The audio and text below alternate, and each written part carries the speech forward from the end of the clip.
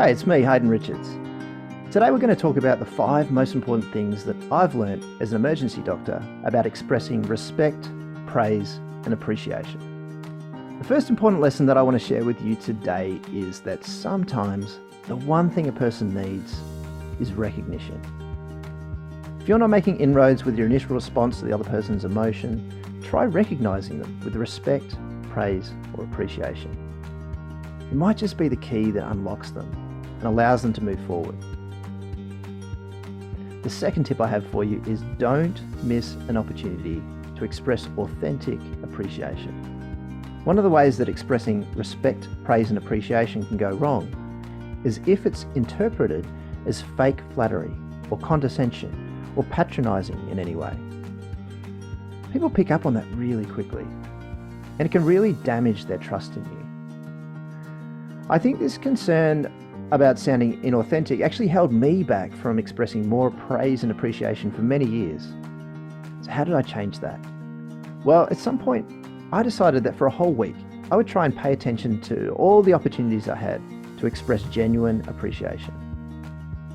And what I discovered really surprised me. I found that there were many times throughout each day when I actually felt genuine respect, admiration, or gratitude for someone. But that on many of these occasions, I just failed to express it. I didn't say anything. I came to recognize these instances as lost opportunities. So I decided that from that point on, whenever I felt genuine respect, admiration, or appreciation for someone else's actions, I would say something. And the more I looked for these opportunities, the more I found. It really is a positive feedback loop because people crave recognition and they really appreciate it when they get the credit they feel they deserve. And people love being around others who give them that credit, as long as it's done with authenticity and good judgment. These days, I'm pretty liberal in how I express my appreciation of others, and yet I never feel like I'm being fake or inauthentic. And I think it was this path I took of just recognizing opportunities to express appreciation and respect that has gotten me to that place. The third tip I have for you is to focus on intention and courage.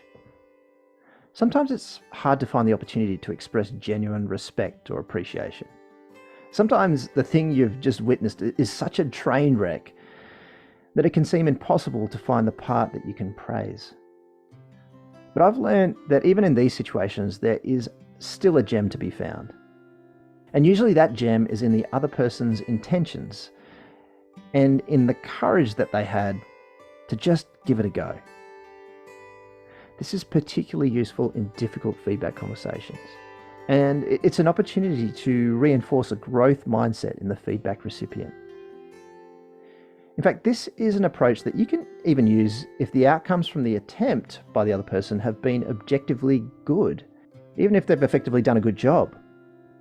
Because no matter how well this other person has been performing, you want them to be able to continue to improve.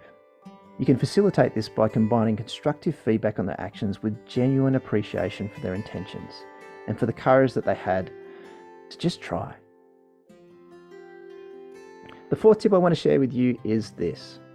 Maximize the impact of your appreciation by making it specific and personal. To ensure that your appreciation really hits the mark and is received as a genuine and authentic sentiment, there are 2 essential boxes that you need to tick. Firstly, make it as specific as possible. This is just a good general principle for giving feedback. And the second thing is, make it personal. But specifically make it personal in terms of the impact that their actions have had on yourself. Let's say you want to thank someone for helping you out during the workday. You could just say something like, "Hey, thanks for today." This is okay, but for a much more significant impact, you might say, "Hey, thank you so much for taking on that leadership role today.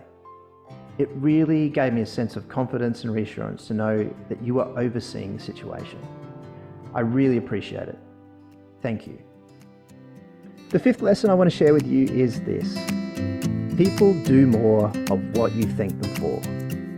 This is basic positive reinforcement 101. One of the best times to express appreciation during a difficult conversation is when someone shares something difficult or embarrassing with you.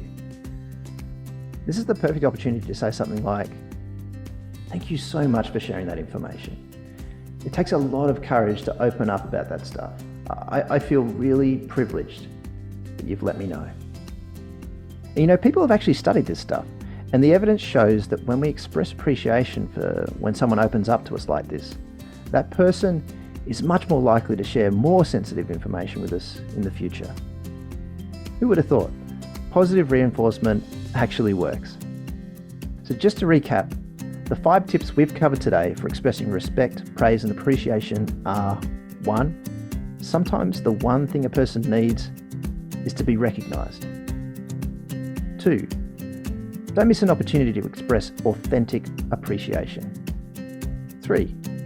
Focus on intention and courage. 4. Maximise your impact by making it specific and personal. And 5. Remember that people do more of what you thank them for. So use your appreciation wisely. Which of these tips are you going to use the next time you're at work? Just take one and make it your priority to try at least once. Check out the podcast description for more information about respect, praise and appreciation. By making small changes like these every day, we can contribute to making our workplaces better. And not only in the way that we care for our patients, but in the way that we care for ourselves and each other.